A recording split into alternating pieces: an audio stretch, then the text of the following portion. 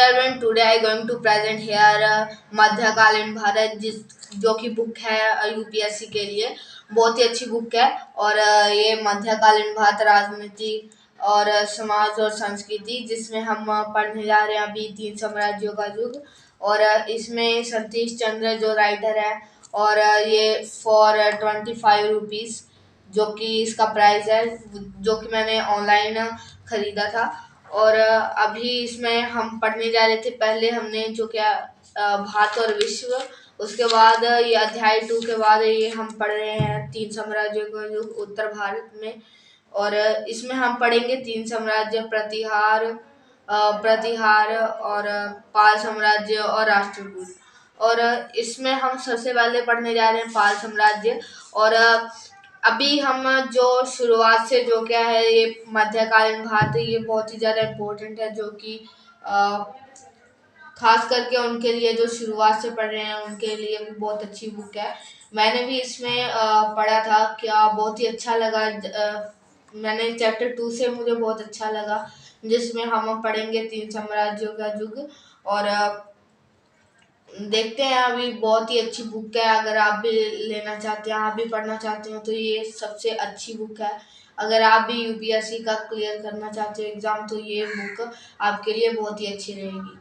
इसमें अभी हम प्रतिहार साम्राज्य, प्रतिहार, राष्ट्रकूट और पाल साम्राज्य पढ़ेंगे, जिसमें हम पहले पढ़ेंगे पाल साम्राज्य। पाल साम्राज्य की स्थापना 1750 ईस्वी में गोपाल ने की। और 750। Hello everyone, today I going to present here मध्यकालीन भारत जो कि बुक है यूपीएससी के लिए बहुत ही अच्छी बुक है। और ये मध्यकालीन भारत राजनीति और समाज और संस्कृति जिसमें हम पढ़ने जा रहे हैं अभी 3 साम्राज्यों का युग। और इसमें सतीश चंद्र जो राइटर है और ये फॉर 25 रुपीज़ जो कि इसका प्राइस है, जो कि मैंने ऑनलाइन खरीदा था। और अभी इसमें हम पढ़ने जा रहे थे, पहले हमने जो क्या भारत और विश्व, उसके बाद ये अध्याय 2 के बाद ये हम पढ़ रहे हैं 3 साम्राज्यों का युग उत्तर भारत में। और इसमें हम पढ़ेंगे 3 साम्राज्य, प्रतिहार और पाल साम्राज्य और राष्ट्रकूट। और इसमें हम सबसे पहले पढ़ने जा रहे हैं पाल साम्राज्य। और अभी हम जो शुरुआत से जो क्या है ये मध्यकालीन भारत, ये बहुत ही ज़्यादा इम्पोर्टेंट है, जो कि खास करके उनके लिए जो शुरुआत से पढ़ रहे हैं उनके लिए भी बहुत अच्छी बुक है। मैंने भी इसमें पढ़ा था, क्या बहुत ही अच्छा लगा। मैंने चैप्टर 2 से मुझे बहुत अच्छा लगा, जिसमें हम पढ़ेंगे 3 साम्राज्यों का युग। और देखते हैं, अभी बहुत ही अच्छी बुक है। अगर आप भी लेना चाहते हैं, आप भी पढ़ना चाहते हो, तो ये सबसे अच्छी बुक है। अगर आप भी यूपीएससी का क्लियर करना चाहते हो एग्ज़ाम, तो ये बुक आपके लिए बहुत ही अच्छी रहेगी। इसमें अभी हम प्रतिहार साम्राज्य, प्रतिहार, राष्ट्रकूट और पाल साम्राज्य पढ़ेंगे, जिसमें हम पहले पढ़ेंगे पाल साम्राज्य की स्थापना 750 ईस्वी में हुई और ये गोपाल के द्वारा की गई। उसके बाद 20 साल शासन करने के बाद उसका उत्तराधिकारी धर्मपाल 770 ईस्वी में बना। उसके बाद उसने भी 40 वर्षों तक 1810 ईस्वी तक शासन किया। उसके बाद उसका जो उत्तराधिकारी देवपाल था, वो 40 वर्षों तक उसने शासन किया। और ये पूरा जो साम्राज्य था इसने 100 साल राज किया। और पूरे पूर्वी जगत में प्रसिद्ध नालंदा विश्वविद्यालय भी गोपाल ने पुनः स्थापन किया था। और उसके बाद जो प्रतिहार राजा गौड़ बंगाल पर चढ़ाया, लेकिन कोई निर्णय हो सके उसके पहले ही प्रतिहार राजा राष्ट्रकूट के राजा ध्रुव दक्कन लौट गए। उसके बाद ये पाल साम्राज्य खत्म होता है। उसके बाद हम पढ़ेंगे प्रतिहार जो कि दूसरा साम्राज्य है। इसमें हम प्रतिहार में पढ़ेंगे, ये एक ऐसा शासन था जिसने लंबे समय तक कनौज पर शासन जमाए रखा था। उसके बाद इसको हम गुज्जर को हम प्रतिहारी बोल सकते हैं। राष्ट्रकूटों ने 790 ईस्वी में और फिर 806-7 में प्रतिहारों को हराया। प्रतिहारों को जो राष्ट्रकूटों ने हराया था, जिसकी हम बात करेंगे तीसरे साम्राज्य में। राष्ट्रकूटों ने 1790 ईस्वी में और फिर 806 और 7 ईस्वी में प्रतिहार साम्राज्य को प्रतिहारों को हराया। उसके बाद प्रतिहार साम्राज्य का वास्तविक संस्थापक और इस वंश का महान शासक था भोज, जो कि इस साम्राज्य का वास्तविक महान जो शासक था। इसके बाद उसने प्रतिहार साम्राज्य का पुनर्निर्माण किया।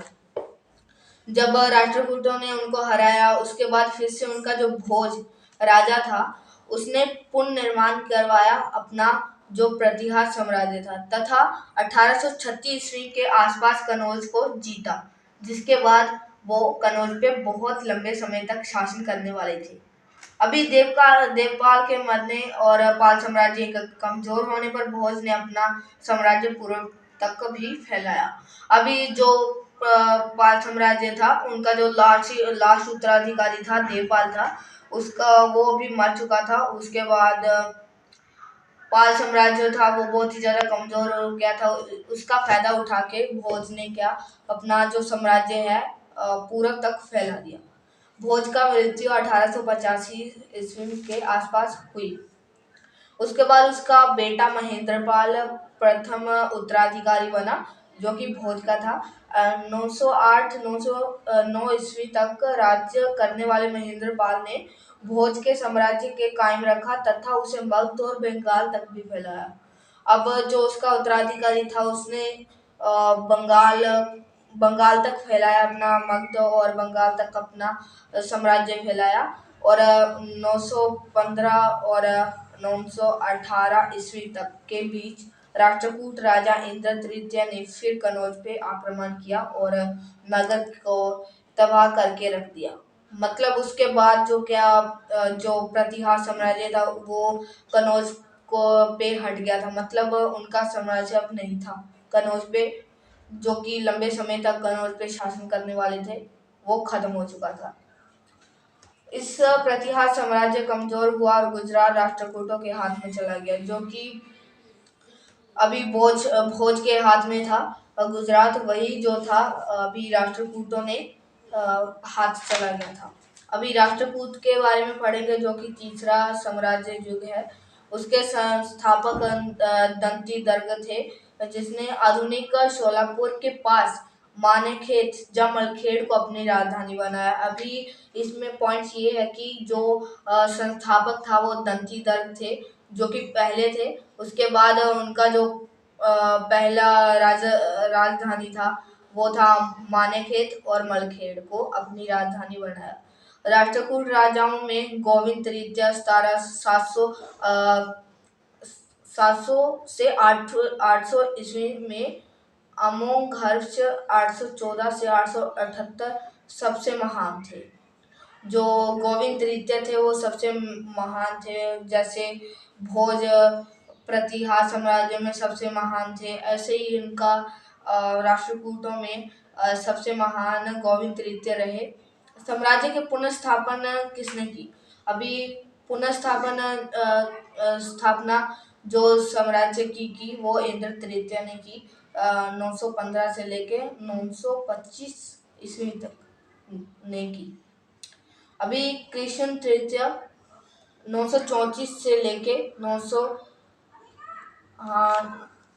यहाँ तक की। उसके बाद प्रतिभाशाली शासकों को इसका श्रृंखला में अंतिम था। इसके बाद अभी इंद्र तृतीय के बाद कृष्ण तृतीय आए। कृष्ण तृतीय ने चोल साम्राज्य राजा प्रणटक प्रथम को हराया और चोल साम्राज्य को उत्तरी भाग पर अधिकार लिया। अभी जो चोल साम्राज्य, जिसका हम आगे और भी पढ़ेंगे कि चोल साम्राज्य क्या था, कहाँ था, अभी इसके बारे में पढ़ेंगे। तो अभी उसको जो राजा प्रणटक थे उनको हराया और राष्ट्रकूट राजधानी मलखेड़ की 1972 में लूट कर जला दिया गया। अभी राष्ट्रकूटों की जो राजधानी थी मलखेड़, जो कि हमने पहले पढ़ा था कि उनकी राजधानी मलखेड़ थी, उसके बारे में, तो अभी वो लूट कर जला दी गई थी। दक्कन में राष्ट्रकूट शासन लगभग 200 से और 200 वर्ष नहीं 200 वर्ष तक, लगभग 200 वर्ष तक 10वीं सदी के अंत तक जारी रहा। अभी 200 वर्ष तक जो राष्ट्रकूटों का साम्राज्य था, और हमने सबसे पहले पढ़ा था पाल साम्राज्य जो कि 100 साल तक वर्ष तक चला। उसके बाद राष्ट्रकूटों के बाद चोल साम्राज्य ये भी बहुत बड़ा साम्राज्य था जो कि बाहर तक फैला हुआ था।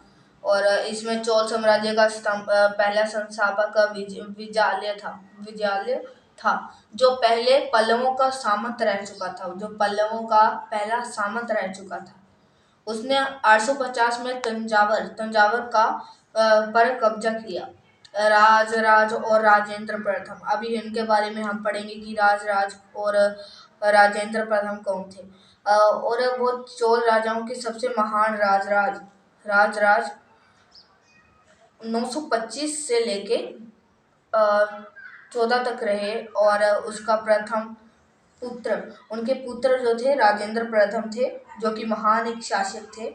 और इसके बाद राजराज ने कावेरी के कछार डेल्टा समेत पूरे तमिल क्षेत्र में एक शक्तिशाली राज्य में एकजुट किया और उसके प्रभाव की उत्तर में स्थिति कलिंग जहाँ उड़ीसा तक फैलाया। अभी इसमें जैसे मैंने ये ड्रॉ किया है डायग्राम, ये पूरा चोल साम्राज्य जो कि इंडिया में था, साउथ में।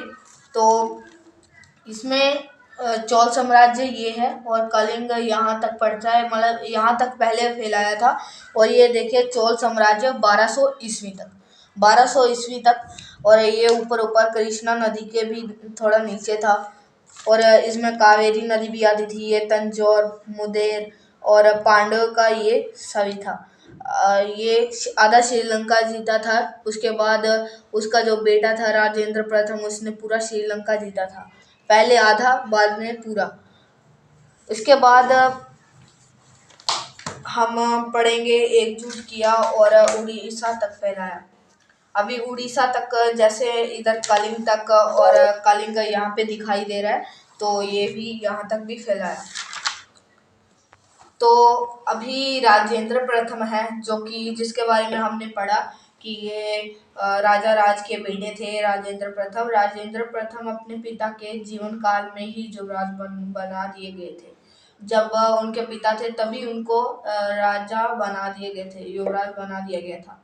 पांड्य और चेर क्षेत्रों की पूरी तरह रौंदकर और उनके अपने साम्राज्य में मिलाकर राजेंद्र प्रथम ने राज की विस्तारवादी नीति को आगे बढ़ाया। जो पांड्य और चेर क्षेत्रों बाकी मतलब जो छोटे छोटे जो साम्राज्य थे उनको हरा के अपना राज फैलाया और विस्तारी नीति को आगे बढ़ाया। श्रीलंका की विजय का कार्य भी पूरा हुआ तथा श्रीलंका के राजा और रानी के मुक्त और चेन्नई पर कब्जा कर लिया गया। जो अभी श्रीलंका जो मैंने बताया कि आधा पहले राजा राज ने जीता था, उसके बाद पूरा श्रीलंका राजेंद्र प्रथम ने जीत लिया। और उसके बाद जो श्रीलंका के राजा और रानी के मुक्त, जो उनके मुकुट क्राउन जिसको हम बोलते हैं वो, और उनका चिन्ह सिंबल जो उन पर भी कब्जा कर लिया गया। अगले 50 वर्ष तक श्रीलंका चोलों के नियंत्रण में मुक्त न हो सका। बाकी 50 वर्ष तक उन्होंने श्रीलंका पर शासन किया और उनके निरंतर से मुक्त ना हो सका। इनसे बाद सबसे प्रसिद्ध तंजावर का राजा रेजेश्वर मंदिर था जो 1010 में पूरा हुआ।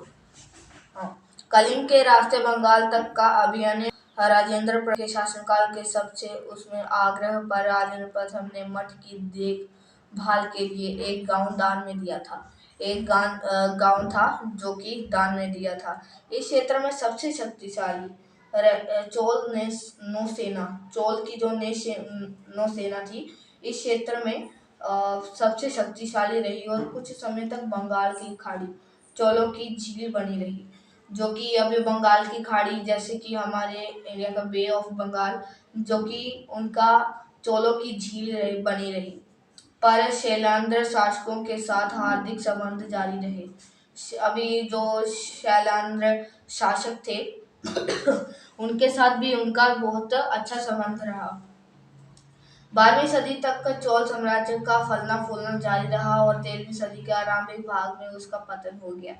अभी जो आरंभिक 13वीं सदी के बाद उनका जो पतन हो गया, महाराष्ट्र क्षेत्र का पर्वती चालुक्य साम्राज्य भी 12वीं सदी में समाप्त हो चुका था। अभी महाराष्ट्र क्षेत्र का एक पर्वती चालुक्य साम्राज्य था, चालुक्य साम्राज्य, जो कि 12वीं सदी में ही उसका पतन हो गया था। उसके 100 साल बाद कह सकते हैं कि बाद में 13वीं सदी में उनका जो चोल साम्राज्य था वो पतन हो गया।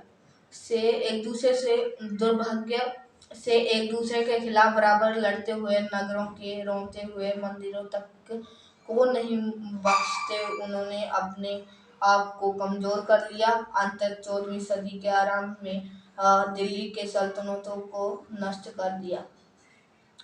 तो अभी सभी दुर्भाग्य से मतलब वो पूरा कब्जा करना चाहते थे, लेकिन अंत में उनका 14वीं सदी में पतन हो गया। अभी चोल शासन के बारे में स्थानीय शासन। चोलों के पास एक विशाल सेना थी, घुड़सवार और पैदल सैनिक भी थे। उन्होंने इन्हें सेना के 3 अंग कहा जाता था। पैदल सेना आमतौर पर भालों और तलवारों के लैस होती थी। अधिकांश राजाओं के अंगरक्षक, जिन्हों को अपनी जीवन देकर भी राजा की रक्षा करने शपथ लेते थे। उसके बाद चोल साम्राज्य में केंद्र नियंत्रण वाले क्षेत्र में तथा विभिन्न प्रकार के स्थानीय नियंत्रण वाले ढीले ढीले प्रशासन वाले क्षेत्र भी थे। प्रतवासी और वनवासी पूरे राज्य में बिखरे हुए थे। अभी उनके पास बहुत ही ज्यादा विशाल सेना थी, जिसमें बहुत सारे पैदल सैनिक भी थे और भाल कृपाण बाकी सभी कुछ उनके पास था। प्रवासी और वनवासी पूरे राज्य में बिखरे हुए थे। वह कृषि के सुधार, तालाबों, कुएं खुदाई आदि पर सिंचाई की नालियों उल्लेखनीय कृतियों में एक था। इसमें चोल सेनाओं ने गंगा नदी पर 2 स्थानीय राजाओं को हराया। अभी गंगा नदी पर उनका जो साम्राज्य था उसमें उन्होंने 2 राजाओं को हराया था। इस विजय की स्मृति में राजेंद्र प्रथम ने गंगई कौंड चोल गंगा का विजेता की उपाधि ग्रहण की थी। अभी गंगा की उपाधि ग्रहण करने वाला राजेंद्र प्रथम, जो जिन्होंने की गंगई कौंड चोल मतलब उनके कहने का मतलब था गंगा का विजेता। गंगा का विजेता मतलब उन्होंने गंगा पे 2 जो राजा थे वो हराए थे। उसने कावेरी नदी के महान के पास अपनी नई राजधानी मोहाने के पास अपनी राजधानी बनाई और उसका नाम गंगईकोंडचोलपुर रखा। अभी इसके साथ ही इसका एंड होता है। थैंक यू, धन्यवाद। अगर मेरी वीडियो अच्छी लगती हो तो प्लीज़ लाइक और चैनल को सब्सक्राइब करना, क्योंकि अभी से हम अगर यूपीएससी की तैयारी करेंगे तो हमारे लिए अच्छा होगा। क्योंकि अगर हम सोचेंगे कि बाद में करेंगे, बाद में बहुत अभी टाइम है, तो हमसे नहीं हो पाएगा। क्योंकि जो यूपीएससी है वो अभी इंडिया का सबसे हार्ड एग्ज़ाम है और इसी के लिए मैं भी अभी से तैयारी कर रहा हूँ। अगर आपको भी पढ़ना है यूपीएससी के लिए तो मैं हमेशा लेटेस्ट न्यू वीडियोस डालता हूँ और आप सपोर्ट करो और वीडियो देखते रहिए। Thank you.